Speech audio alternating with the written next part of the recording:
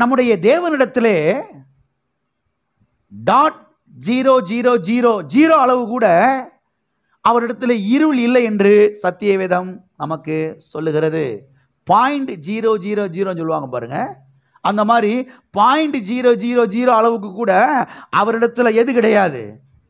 இருள் கிடையவே கிடையாது. வாசிப்போம். 1 யோவான் 1ஆம் அதிகாரம் 5வது வசனம்.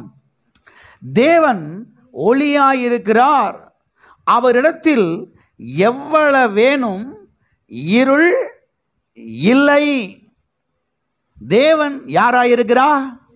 ஒளியாயிருக்கிறார். அவரிடத்திலே எது இல்லை? இருள் இல்லை. இந்த வார்த்தைகள்லாம் ஆழமா நீங்க கவனிக்கணும். கிறிஸ்தவ வட்டாரத்திலே இந்த வார்த்தைகள் எல்லாம் கவனிக்கிறதே கிடையாது.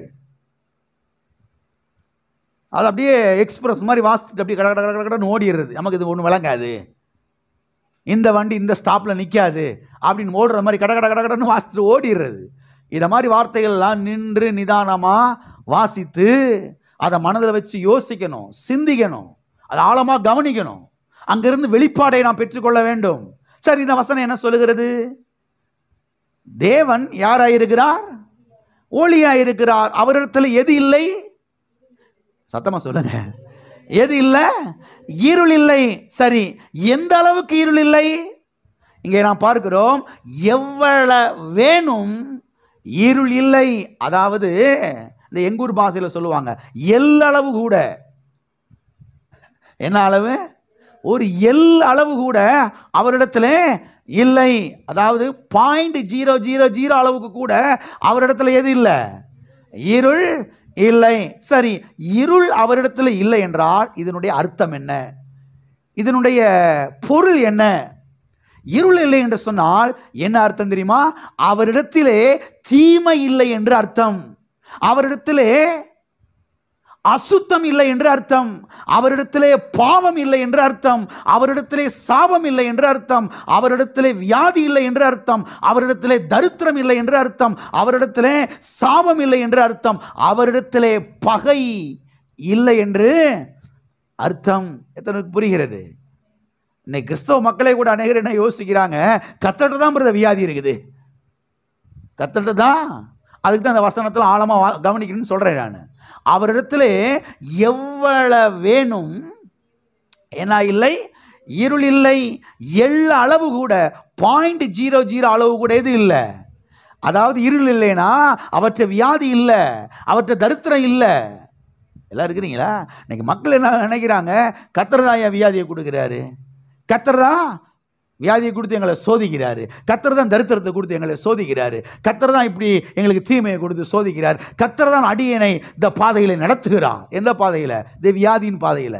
அறிவு இல்லைன்னு அர்த்தம், புத்தி இல்லைன்னு அர்த்தம், வசனத்தை குறித்த வெளிப்பாடு இல்லைன்னு அர்த்தம்.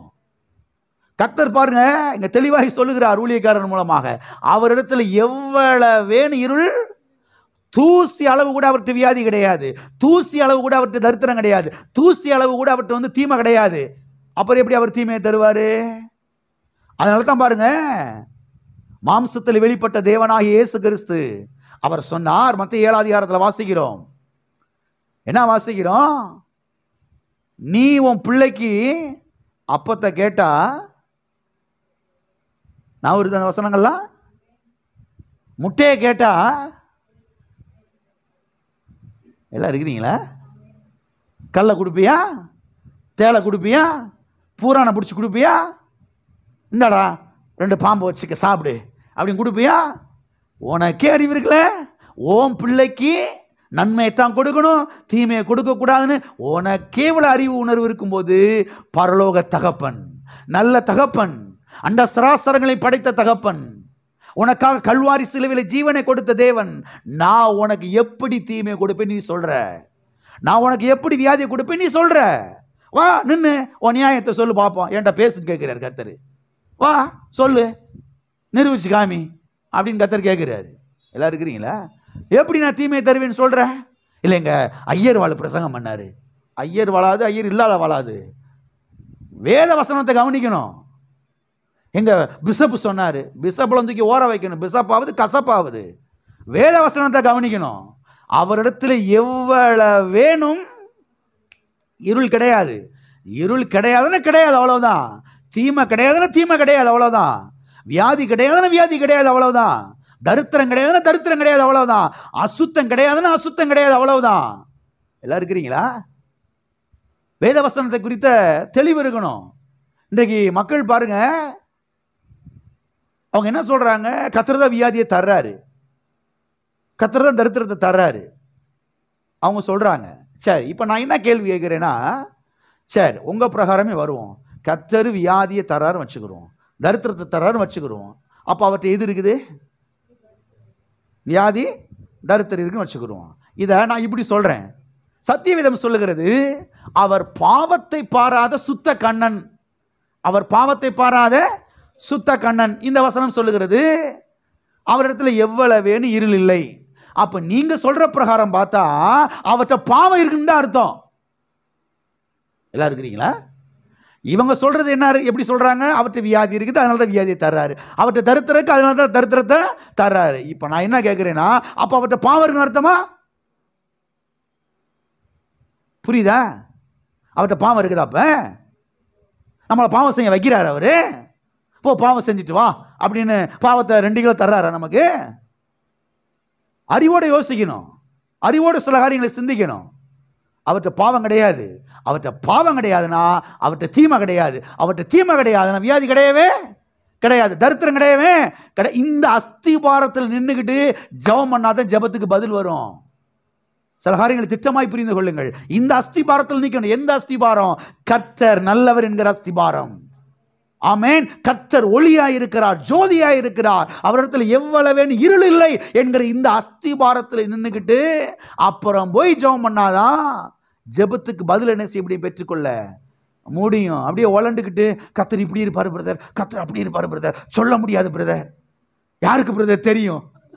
இப்படிலாம் என்ன செய்யக்கூடாது, பேசக்கூடாது. தெளிவுள்ளவர்களாக இருக்கிற அதுக்கு அந்த வசனத்தை எடுத்து காண்பித்து பாருங்க. அவரிடத்துல எவ்வளவு வேணும் இருள் இல்லைன்னா அவர்கிட்ட எவ்வளவு வேணும் பாவம் இல்லை, அவர்கிட்ட எவ்வளவு வேணும் தீமை, அவர்கிட்ட எவ்வளவு வேணும் அசுத்தம் இல்லை, அவரிடத்துல எவ்வளவு வேணும் வியாதி இல்லை, அவரிடத்துல எவ்வளவு வேணும் தரித்திரம் இல்லை. அவர் சுத்த கண்ணனாய் இருக்கிறார், அவர் பரிசுத்த தேவனாய் இருக்கிறார், பரிசுத்த கடவுளாய் அவர் இருக்கிறார். எல்லாம் இருக்கிறீங்களா? எல்லாம் இருக்கிறீங்களா? போயிட்டீங்களா? சரி, அப்ப இவைகளெல்லாம் அவரிடத்துல இல்லைன்னா பிறகு எவைகளெல்லாம் அவர்கிட்ட இருக்குது? இப்ப சொன்ன இல்லையா, இந்த தீமை இல்லை, அசுத்தம் இல்லை, பாவம் இல்லை, சாபம் இல்லை, வியாதி இல்லை, தரித்திரம் இல்லை, பகை இல்லை, இதெல்லாம் அவர்கிட்ட இல்லைன்னா அப்ப எதெல்லாம் அவர்கிட்ட இருக்குது? அவரிடத்துல பரிசுத்தம் தான் என்ன செய்கிறது இருக்கிறது. பரிசுத்தம் தான் அவரிடத்தில் இருக்கிறது, வெளிச்சம் தான் அவரிடத்தில் இருக்கிறது, மன்னிப்பு தான் அவரிடத்தில் இருக்கிறது, நன்மை தான் அவரிடத்தில் இருக்கிறது, ஐஸ்வர்யம் தான் அவரிடத்தில் இருக்கிறது, சரீர சுகம்தான் அவரிடத்தில் இருக்கிறது, செழிப்பு தான் அவரிடத்தில் இருக்கிறது, ஆசீர்வாதம் தான் அவரிடத்தில் இருக்கிறது. எனவே நம்முடைய தேவனாகிய யெகோவா ஓரியை குறித்த ஒரு சரியான வெளிப்பாடு, ஒரு சரியான வெளிச்சம் நமக்கு இருக்க வேண்டியது அவசியமாக இருக்கிறது. இந்த வெளிச்சம்தான் நம்மை வாழ வைக்கும், நமக்கு வெற்றியை கொண்டு வரும், நமக்கு ஜெயத்தை கொண்டு வரும், நமக்கு வரும் ஆசீர்வாதங்களை என்ன செய்யும், உண்டாக்கும். ஆமென். எத்தனை கிளியர் ஆயிடுச்சு?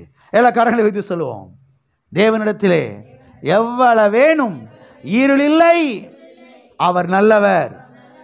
ஆமென். அவற்றை எவ்வளவு வேணும் இருள் இல்லை.